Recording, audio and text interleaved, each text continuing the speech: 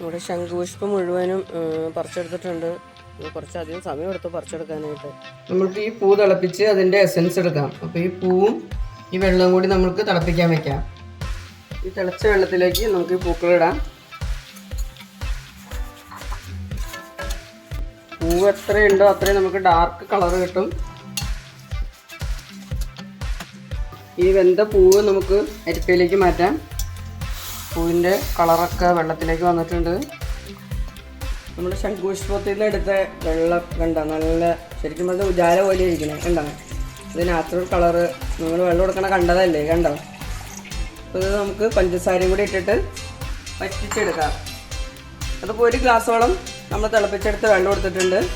ഇത് അതുപോലെ തന്നെ 1 ഗ്ലാസോളം പഞ്ചസാരയുണ്ട്. മധുരം എത്ര വേണമെന്ന് നമുക്ക് തീരുമാനിക്കാം. ഇത് നമ്മൾക്കൊന്ന് തിളപ്പിച്ച് പാവായിട്ടെടുക്കാം. അതിനുശേഷം നമുക്ക് ഇതിലേക്ക് തേങ്ങ ഇടാം. നന്നായിട്ട് തിളച്ചിട്ടുണ്ട്. പഞ്ചസാരയൊക്കെ നന്നായിട്ട് ഇത് ചേർന്നിട്ടുണ്ട്. നമുക്ക് ഇതിലേക്ക് തേങ്ങ ഇടാം.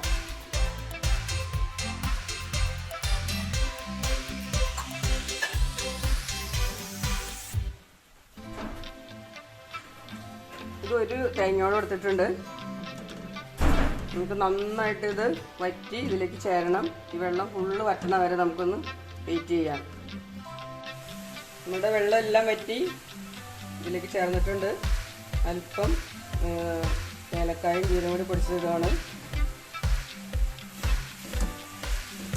സ്റ്റവ് ഓഫ് ചെയ്യാം.